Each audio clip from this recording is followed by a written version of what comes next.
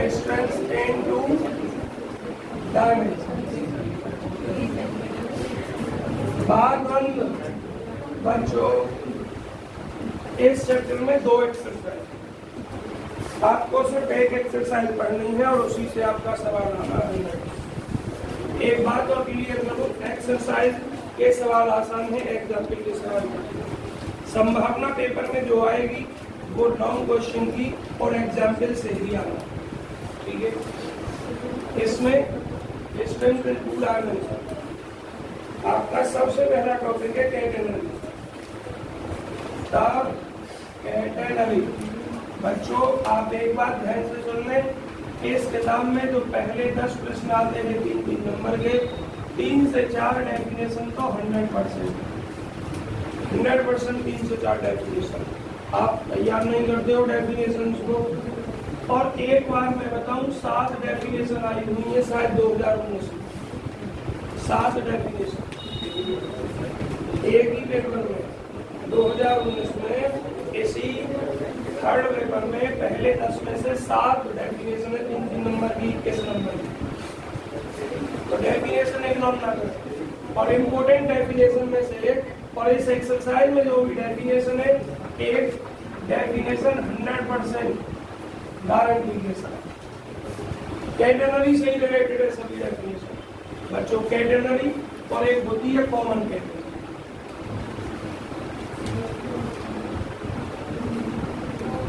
इस चैप्टर में जो पढ़ेंगे आप कॉमन कैटेगरी यूज करेंगे, क्या पढ़ेंगे?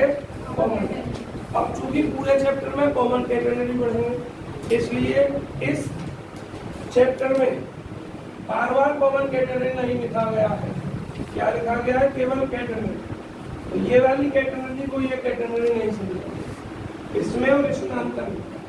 इसमें नीचे लिखा गया परिभाषा के नीचे क्या लिखा गया है कि इस पूरे चैप्टर में चूंकि कॉमन कैटेगरी का आप डिस्कशन करेंगे और कॉमन कैटेगरी बार बार कॉमन नहीं लिखेंगे, सिर्फ कैटेगरी लिखेंगे और आप समझेंगे पूरे चैप्टर में कैटेगरी जो वो आपकी कॉमन कैटेगरी है। दोनों में अंतर क्या है? जब कोई भी आपकी एक स्ट्रिंग है, उस स्ट्रिंग को, स्ट्रिंग मतलब कुछ भी बोल दो, डोरी समझ लो या कोई छड़ समझ लो, फ्लेक्सिबल, तो जब किसी भी स्ट्रिंग को इन्हीं 2 नॉन वर्टिकल पॉइंट हो, नॉन वर्टिकल मतलब जो एक ही रेखा में नहीं है, एक ही लंबवत रेखा में नहीं, जैसे दोनों पॉइंट ऐसे नहीं है, एक ही स्ट्रेट लाइन में नहीं। तो जब किसी एक स्ट्रिंग को इन्हीं 2 पॉइंटों से which are not in perpendicular, not in vertical line, तो जब उसको कनेक्ट कर दिया जाता है किसी भी स्ट्रिंग को 2 नॉन वर्टिकल पॉइंटों से, तब जो उसकी शेप बनती है कर्व के रूप में, उसी कर्व को हम कैटेगरी कहते हैं। अब जैसे मान चलिए हमारे पास एक ये पॉइंट है और एक पॉइंट ये दोनों पॉइंट एक हॉरिजॉन्टल लाइन में तो हो सकते हैं लेकिन वर्टिकल में नहीं होंगे। हॉरिजॉन्टल मतलब सीधी रेखा में तो हो सकते हैं और नहीं भी हो सकते। जैसे ये तो सीधी रेखा हो गई, अगर मैं इसको मिटा दूं तो ये सीधी रेखा में नहीं है, लेकिन हॉरिजॉन्टल में तो हो सकते हैं और नहीं भी हो सकते, लेकिन वर्टिकल में बिल्कुल नहीं। और आपके पास एक डोरी है जिसको आपने ये शेप दे दी, इनके बीच लटका दिया एक सिरे को, देखिए इन दोनों के बीच लेंथ है 5 मीटर और डोरी है आपकी 10 मीटर की, और एक सिरे को इससे बांधते हैं और एक को इससे बांधते हैं, तो फॉर्म यही तो होगी आपकी। और दोनों ही पॉइंट सेम उसमें है हॉरिजॉन्टल लाइन में, तो ये हो जाएगी। तो ये जो फॉर्म बनेगी आपकी ये वाली,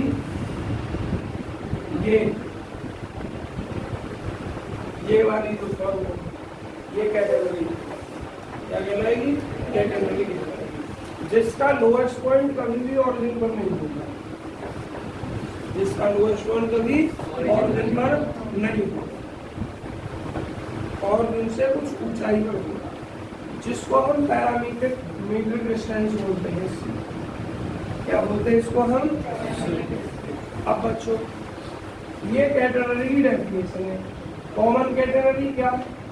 सेम यही है, is said to be common category if per unit mass is same, मतलब पर यूनिट मतलब एकांक लंबाई पर लगने वाला जो द्रव्यमान है वो सेम रहेगा हर जगह। पर यूनिट लेंथ यहाँ से यहाँ तक एक मीटर, यहाँ से यहाँ तक भी सेम, यहाँ से यहाँ तक भी सेम, यहाँ से यहाँ तक भी सेम, यहाँ से यहाँ तक भी सेम, यहाँ तक भी सेम। और जो सैंपल कैटेगरी है उसमें कहीं कम हो सकता है, कहीं ज़्यादा हो सकता है। पर यूनिट सेम तो कॉमन। देखिए क्या लिखा हुआ है नीचे यूनिफॉर्म में, if the weight per unit length of suspended flexible spring और चेंज इज कांस्टेंट, कांस्टेंट का मतलब सेम रहेगा, कहीं भी बदलेंगे। वेट के लिए बोला हमने, मास कह दिया, बात एक ही है बच्चों, वेट बन जाएगा मास अगर सेम मान के चलो, यहाँ से यहाँ तक 2 किलोग्राम, यहाँ से यहाँ तक 2, यहाँ से यहाँ तक। वेट क्या लगता है नीचे जी, तो 2g 2g 2g सब जगह हो गया। पर यूनिट मास बोलो या पर यूनिट वेट बोलो, जब पर यूनिट वेट आपका सेम हो, ठीक है, तो आपकी जो कैटेगरी है वो कॉमन कैटेगरी कहलाएगी। क्या कहलाएगी? Common category. अब अगर पर यूनिट वेट हम W माने, पर यूनिट वेट क्या माने? W, और टोटल इस स्ट्रिंग की लंबाई वो S माने, तो इस टोटल स्ट्रिंग पे लगने वाला वेट कितना हो जाएगा?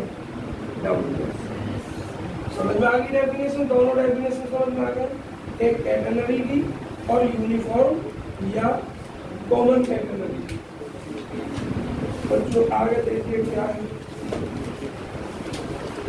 नोट में देखो क्या लिखा हुआ है, here we shall frequently use the word category। यहाँ हम frequently मतलब प्रायः प्रयोग करते, यूज करते हैं, प्रायः एक शब्द यूज करते हैं कैटेगरी फॉर कॉमन कैटेगरी, मतलब कॉमन कैटेगरी के लिए हम बार बार खाली कैटेगरी यूज करेंगे। अर्थात the word category will always mean, word category का जो मीन होगा ऑलवेज वो क्या होगा? कॉमन कैटेगरी होगा। इस चैप्टर में कैटेगरी का जो होगा कॉन्ट्रेक्शन मतलब है, किसी का भी हो साइलेंट पर लगा दे, कौन साइलेंट पर लगाने के लिए और जेब में रखना। और दूसरा बच्चों इसको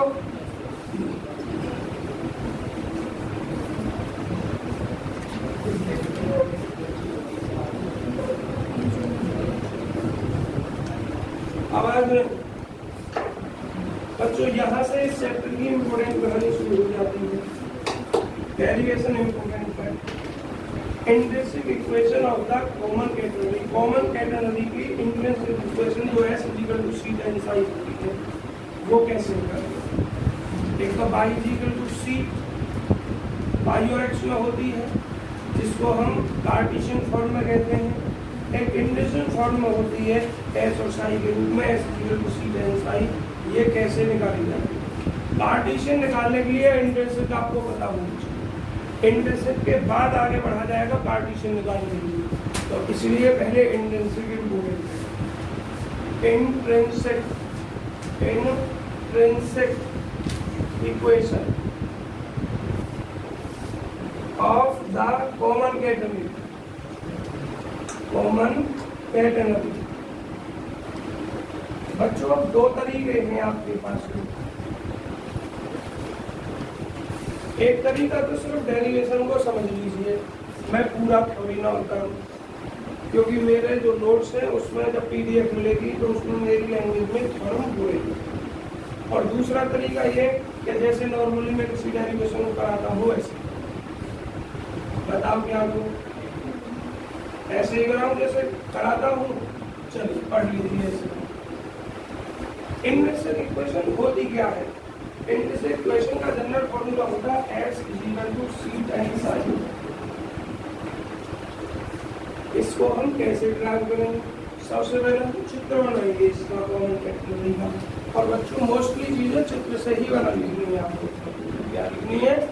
अगर थ्योरी से करोगे तो नहीं हो पाएगा, चित्र से करोगे तो आपके समझ में आ जाएगा, आपको तैयारी। कॉमन कैटेगरी बनाइए, intrinsic equation of the common category. पहले आप x positive, x negative, y positive और y नेगेटिव, ये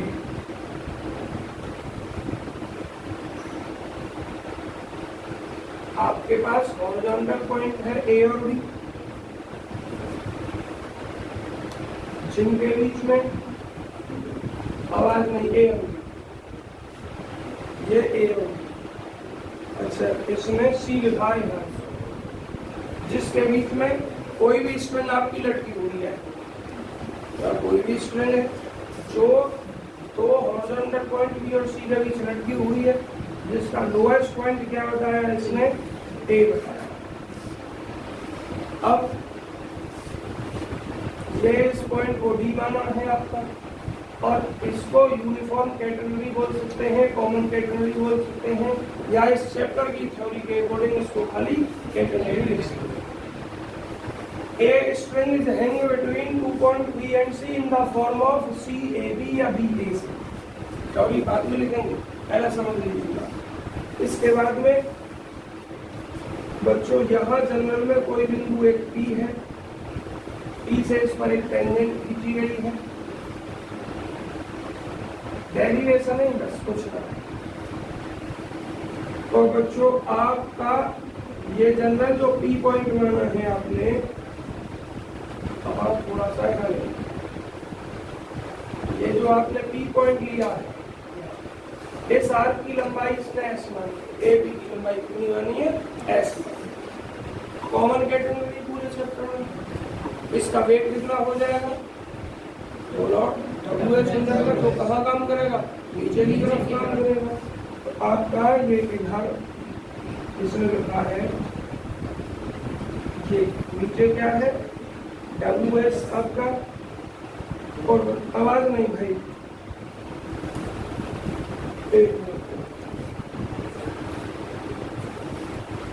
सबसे पहले इसे तो खींचो,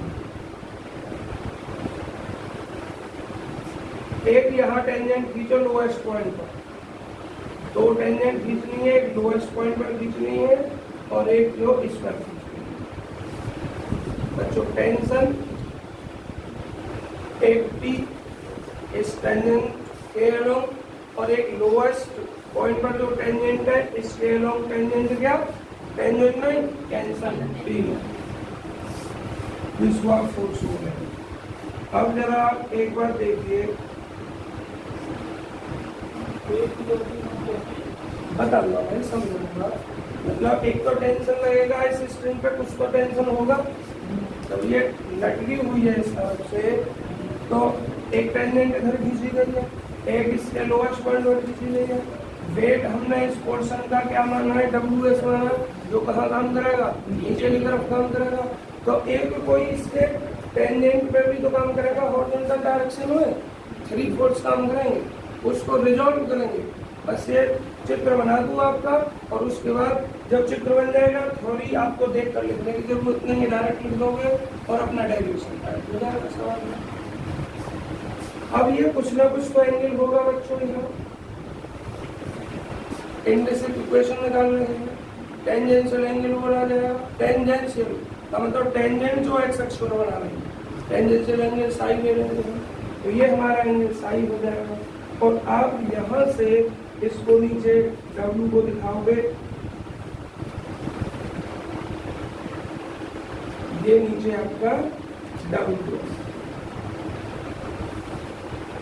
अब बच्चों यहाँ पर ये चीज हो गई। अब इसमें लंब करण कौन से काम करेंगे, कैसे यूज करना है, जैसे जो आपका डेरिवेशन था ना पीछे एक चैप्टर में डायनामिक्स वाले में, ये जो है आपका P नोट है हॉरिजॉन्टल डायरेक्शन में, इसके हॉरिजॉन्टल डायरेक्शन में लगने वाला फोर्स का कंपोनेंट। तो इस पूरे में जो लंबाई है, जैसे यहाँ पर ये क्या कहलाएगा, बेस कहलाएगा इसको लिखने में। तो ये कौन सी लंबाई ली जाएगी, ये P नोट को ही ये लिया जाएगा। ये लंबाई कौन सी ली जाएगी, ये जो वेट आ रहा है WS, ये परपेंडिकुलर फॉर्म क्या लिया जाएगा, WS।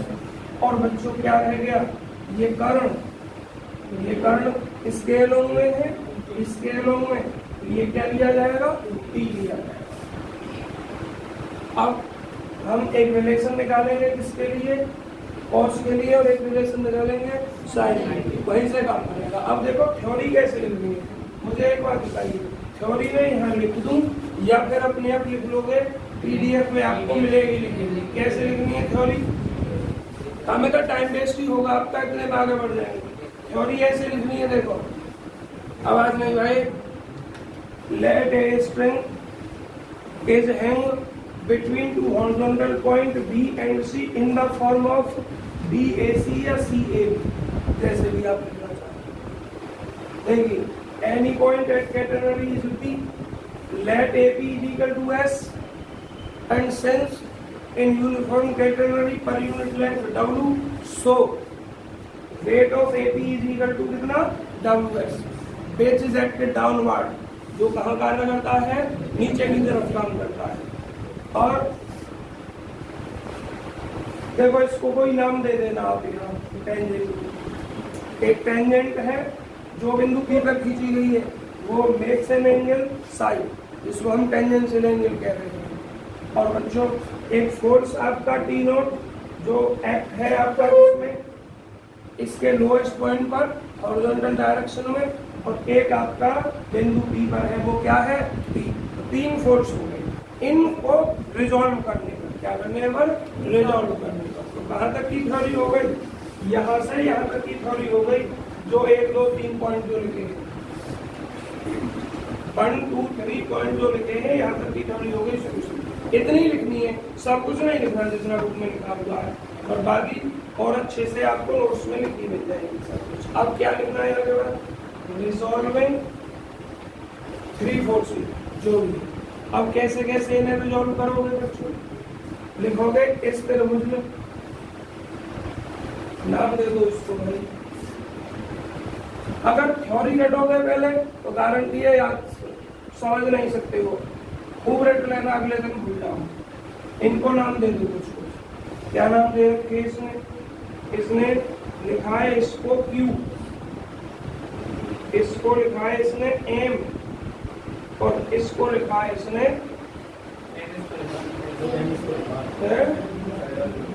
एक मिनट, इसने नाम इसको ढंग से दिए ही ना, कोई प्रॉब्लम ना है, हम अपने लिख दे रहे हैं। Q M लिख दो और M इसको लिख दो, O इसने इसको लिखा है, इससे हमें कोई मतलब नहीं। अब देखिए इन ट्राइंगल, ट्राइंगल में आप लिख दो NMQ, NMQ। बच्चों एक एक करके करना है,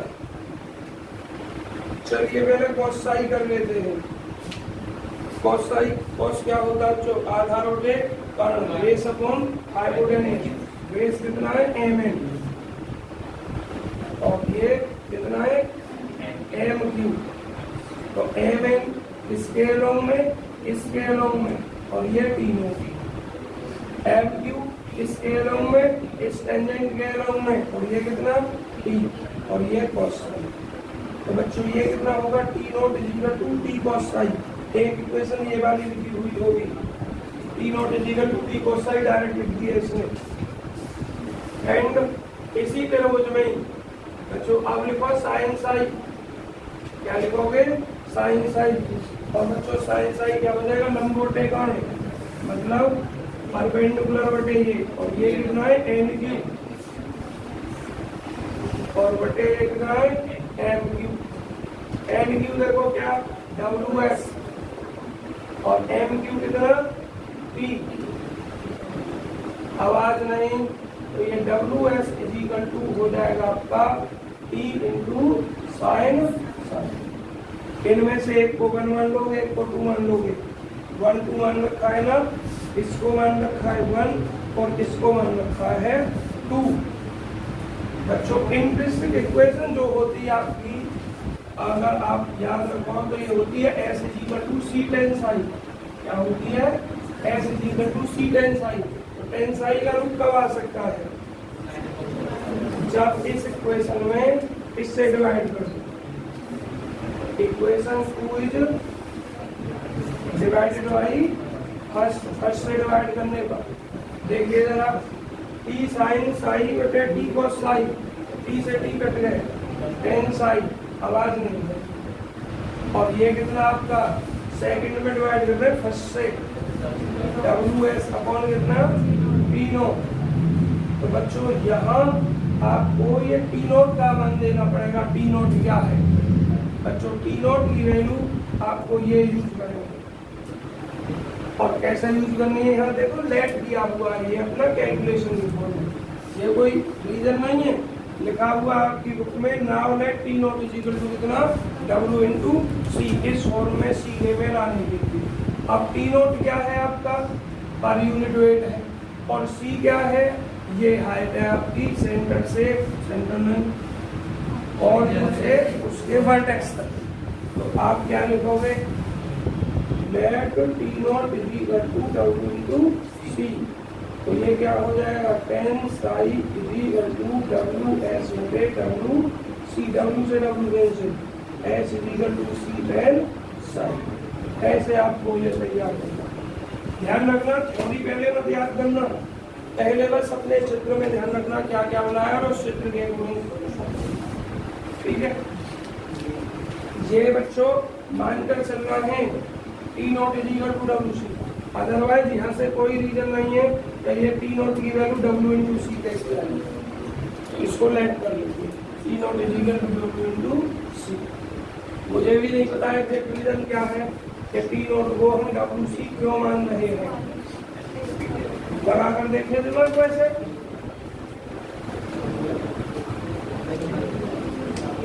नहीं बच्चों, और तुम लगा लेना, देख लेना मान कर लिखा है, यहाँ कोई रीजन नहीं दे रखा है, मैंने भी लगा रखा है दिमाग वैसे।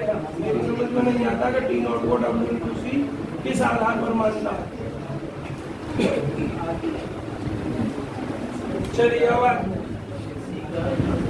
सी तो ये वाली है, सी जो होती है सेकेंडरी में से उससे ऑरिजिन से वर्टेक्स तक की हाइट होती है, उसको सी जनरल।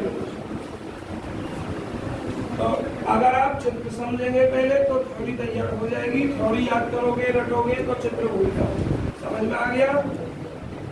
इसके बाद बच्चों अगला टॉपिक है Cartesian equation of common category. आवाज रहे, यहाँ के बाद पूरा काम न्यूमेरिकल है, कुछ रब कर दूं अब इसको मैं।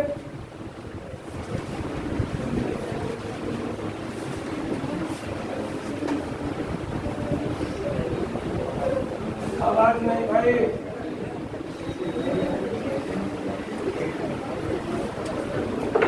बात बंद करें। देखिए आप क्या कहा उसने 2.4 में Cartesian equation of the common category. Common category की कार्टेशियन इक्वेशन क्या है, कैसे निकालते हैं? कार्टेशियन इक्वेशन होती है y equal to C cos hyperbolic x upon C, x और y। अगर आपको कॉमन कैटेगरी निकलवाना है, लॉन्ग में प्रश्न आता है 10 नंबर में, तो आप ये वाला भी प्रूफ करेंगे यहाँ तक जो भी किया है आपने वाला। और अगर 3 नंबर में या 5 नंबर में आता है तो आप ये लिखोगे we know that, हम जानते हैं in this equation of common category s is equal to c tan psi। अगर 3 में या 5 में आता है तो बस डायरेक्ट we know that लिख दो। और अगर 10 नंबर में आता है कि prove that y is equal to इतने इक्वेशन ऑफ कॉमन कैटेगरी, इतना प्रूव करने के लिए आता है, और 10 नंबर में आता है तो फिर आप कॉमन कैटेगरी जो इन दिस इक्वेशन है उसको भी प्रूव करें। और यहाँ के बाद तो बच्चों एक पार्ट तो मैं करा ही चुका हूँ, s is equal to c tan psi, और यहाँ के बाद सवाल ज्यादा बड़ा। बच्चों आवाज बंद करो। आपका जो ये s होता है ये क्या होता है? tan psi क्या होता है? tan psi dy बटे dx ही तो होता है, जानते हो ना? tan psi dy बटे dx। तो देखो इसने क्या लिखा है बुक में, सही समझ लो। तुम in this equation of common category इतने भैया साई के बारे में बता दिया। साई क्या है? बस तुम्हें एक शब्द लिखना, टेंजेंशियल एंगल लिखना, और कुछ नहीं लिखना। साई का टेंजेंशियल एंगल, बाकी कुछ नहीं लिखना। और अब आपको क्या लिखना है? वी नो दैट, हम जानते हैं। ये सब होना मेरे नोट्स पे पूरा, हम जानते हैं डी वाई ऊपर डी एक्स क्या होता है, टेन साई होता है। बच्चों आवाज नहीं, तो टेन साई के स्थान पर क्या लिख दोगे आप? V Y over D X लिख दोगे और आपका ये जो दोबारा इसका डिफरेंशिएट करोगे डी एस ओवर कितना डी एक्स और ये D square Y over D X और D S over D X का फॉर्मूला क्या होता है आपका पढ़ा है under root 1 plus D Y over D x